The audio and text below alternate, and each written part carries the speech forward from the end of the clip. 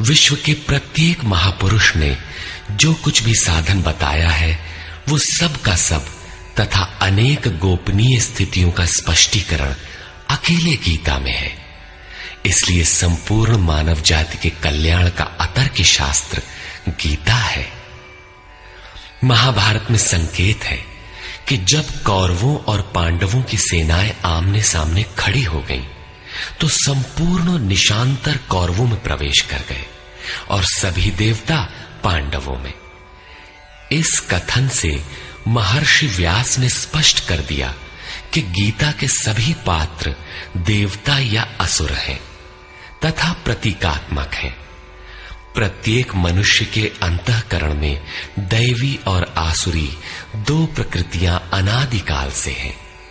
दैवी शक्तियों के सहयोग से जब मनुष्य अपने आत्म स्वरूप की ओर अग्रसर होता है तो काम, क्रोध, राग, द्वेष इत्यादि आसुरी वृत्तियां बाधा के रूप में आक्रमण करती हैं। उनका पार पाना ही वास्तविक युद्ध है। अर्जुन श्रेय के लिए विकल था। उसकी दृष्टि में श्रेय का उपाय था कुल धर्म, पिंडोदक क्रिया, वर्ण संकर से बचाव, कुल क्षय से बचने के लिए युद्ध न करना इत्यादि। मात्र इतनी सी शंका के समाधान हेतु भगवान को उसे 18 अध्याय गीता समझानी पड़ी। अंत में पूछा कि क्या तेरा मोह नष्ट हुआ? अर्जुन ने स्वीकार किया कि भगवान, मेरा मोह नष्ट हो गया और अब मैं वैसा ही करूंगा जैसा भगवान ने उपदेश दिया है। वस्तुतः ये केवल अर्जुन की शंका नहीं थी, बल्कि मानव मात्र की शंका है कि श्रेय क्या है, उसे कैसे प्राप्त करें। इसलिए स्त्री पुरुष, आबाल वृद्ध, मानव मात्र के लिए गीता के 18 अध्याय का अनुशीलन एवं नियमित पाठ नितांत आवश्यक है, जिससे ब्रह्म विधि की स्मृति सृजित रहे तथा बच्चों में भी इन कल्याणकारी संस्कारों का सृजन हो सके। इस गीता ज्ञान के बिना कोई भी मनुष्य उस ईश्वर के पथ पर नहीं चल सकता।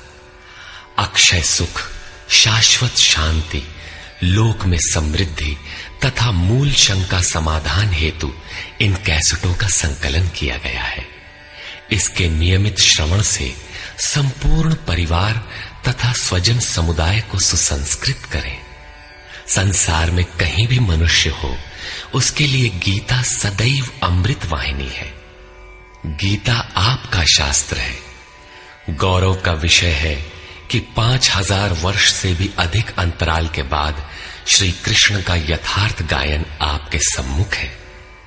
जन्म जन्मांतर की रूढ़ियों से ग्रस्त मस्तिष्क को स्वच्छ कर चिंतन के प्रशस्त पथ पर चलने के लिए इन कैसेटों का प्रसारण प्रातः अवश्य करें।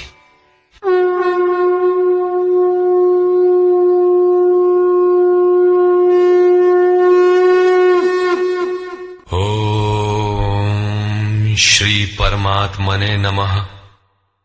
यथार्थ गीता, श्रीमद् भगवत गीता, अथ प्रथमो अध्यायः।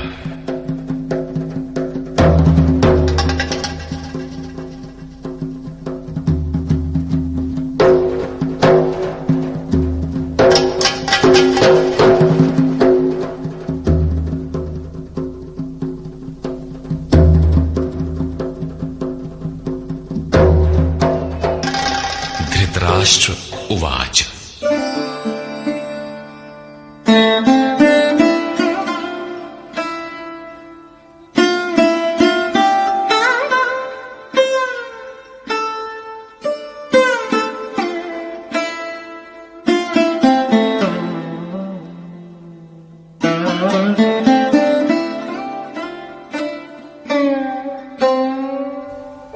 धर्मक्षेत्रे कुरुक्षेत्रे समवेता युयुत्सवः मामकाः पाण्डवाश्चैव किमकुर्वत संजय।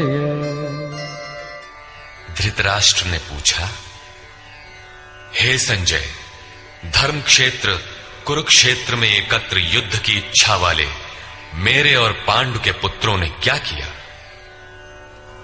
अज्ञान रूपी धृतराष्ट्र और संयम रूपी संजय। अज्ञान मन के अंतराल में रहता है।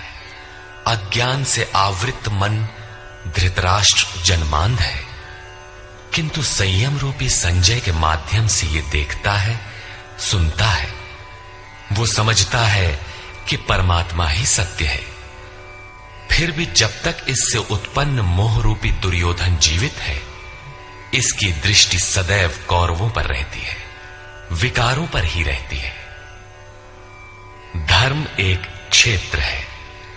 जब हृदय देश में दैवी संपत्ति का बाहुल्य होता है तो यह शरीर धर्म क्षेत्र बन जाता है, और जब इसमें आसुरी संपत्ति का बाहुल्य होता है तो यह शरीर कुरुक्षेत्र बन जाता है। कुरु अर्थात करो। ये शब्द आदेशात्मक है। भगवान श्री कृष्ण कहते हैं, प्रकृति से उत्पन्न तीनों गुणों द्वारा परवश होकर मनुष्य कर्म करता है। वो क्षण मात्र भी कर्म किए बिना नहीं रह सकता। गुण उससे करा लेते हैं। तीनों गुण मनुष्य को देवता से कीट पर्यंत शरीरों में ही बांधते हैं। जब तक प्रकृति और प्रकृति से उत्पन्न गुण जीवित है, तब तक कुरु लगा रहेगा। अतः जन्म मृत्यु वाला क्षेत्र, विकारों वाला क्षेत्र कुरुक्षेत्र है, और परम धर्म परमात्मा में प्रवेश दिलाने वाली पुण्यमयी प्रवृत्तियों का क्षेत्र धर्म क्षेत्र है। पुरातत्वविद पंजाब में काशी प्रयाग के मध्य तथा अनेकानेक स्थलों पर कुरुक्षेत्र की शोध में लगे हैं, किंतु गीताकार ने स्वयं बताया है कि जिस क्षेत्र में यह युद्ध हुआ वो कहां है। इदम शरीरम कौन्तेय क्षेत्र मित्य भिधीयते। अर्जुन, ये शरीर ही क्षेत्र है, और जो इसको जानता है, इसका पार पा लेता है, वो क्षेत्रज्ञ है। आगे इन्होंने क्षेत्र का विस्तार बताया, जिसमें 10 इंद्रियां, मन, बुद्धि, अहंकार, 5 विकार और 3 गुणों का वर्णन है। शरीर ही क्षेत्र है, एक अखाड़ा है।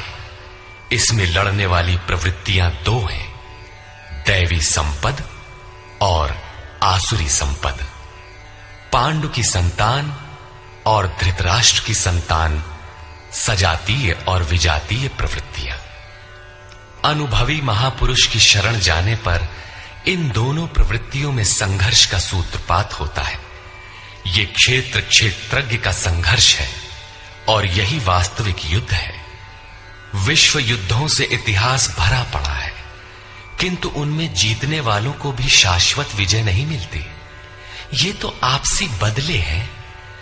प्रकृति का सर्वथा शमन करके प्रकृति से परे की सत्ता का दिग्दर्शन करना और उसमें प्रवेश पाना ही वास्तविक विजय है। यही एक ऐसी विजय है जिसके पीछे हार नहीं है। यही मुक्ति है जिसके पीछे जन्म मृत्यु का बंधन नहीं है।